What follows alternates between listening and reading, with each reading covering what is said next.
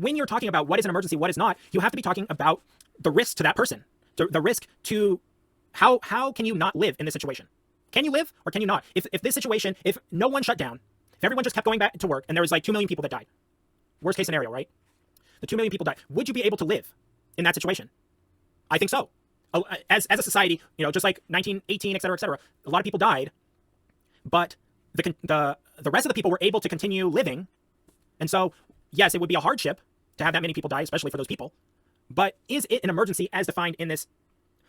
I don't think so. And also, the ethics of emergencies is not the whole point of the article is to say, when you have an emergency, let's say there's a shipwreck, that doesn't mean that just because you should help them, because you know how to swim, because you're already there, because you know, the only cost to you is really that you get wet, you should be helping them because people have some value in your life.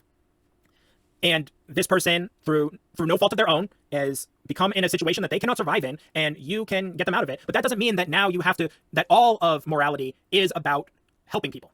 That is what this article is about. And this does not mean that in situations where people are just getting sick, as normally happens in society as a course of life, that now under every circumstance, there's a new virus or something comes out that we need to shut the government down, or we need to shut the economy down, you need to be giving up your rights. Like, all of these types of things are not suggested by this article. I think it's just a total misreading of this article. Would you think that an outbreak of Ebola in the United States was an emergency because of the death rate, even if we didn't know how it was spread? And what this makes me think of is AIDS. For a long time, we didn't know what caused AIDS. We thought it was like, I mean, not me personally, it was happening before I was born, but people thought that it was, you know, the fact that they were gay or whatever, promiscuous lifestyle, et cetera, they thought that it was a whole bunch of things that it actually wasn't, and the disease had no cure and was fatal. Fatal. Not like 50% of people die like Ebola, but actually fatal. Was that an emergency? Should the government have shut down the economy because of AIDS? Should the government have been releasing all of the locations that the people with AIDS that have been tested with HIV or whatever, should they have been, all their location data been forfeit automatically? Is the question that this, because we know how it spread, different from AIDS? Like, back then, they didn't really even know how AIDS was spread. They thought that it could have been, airborne too. If you foresee yourself dying in the next 6 months, you want to spend this time with your family. And maybe the risk of hang gliding, 1 in 560, that you're going to die, 2 months earlier, 3 months earlier even, is that worth not being able to see your family for those 4 months, 5 months? Who knows how long this goes on for? Staying away from them? The idea that everyone's risk level is the same and everyone should be doing the same thing, and this is an emergency, is such an emergency as everyone going out and canoeing and motorbike racing, driving their cars.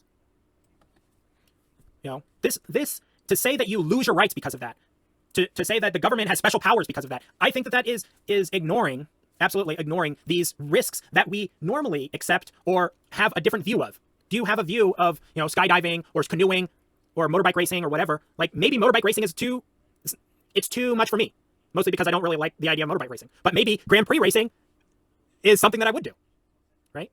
Just because I like that enjoyment more, right? And so it's contextual. And to say that because it has the danger of canoeing or going out for driving your car is more dangerous than for a young person going outside right now, and to claim that that's an emergency that limits what you can and cannot do, I think that's going too far. I think that this situation, that if driving is more dangerous than a young person going outside with no pre-existing conditions, if they're in this bottom category, driving is more dangerous. Who are you to say this is an emergency and they need to give up their rights? You have to make a decision and put it on your hierarchy of values. Are you going to lose your job? Are you going to be able to provide for your children, et cetera, et cetera?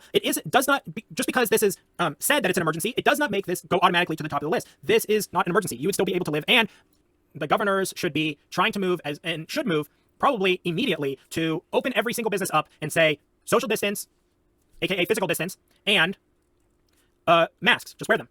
And then as long as you do that, you're able to stay open. And then also, they should suggest this for everyone else, as far as guidance for how they would want to move forward and try and protect themselves.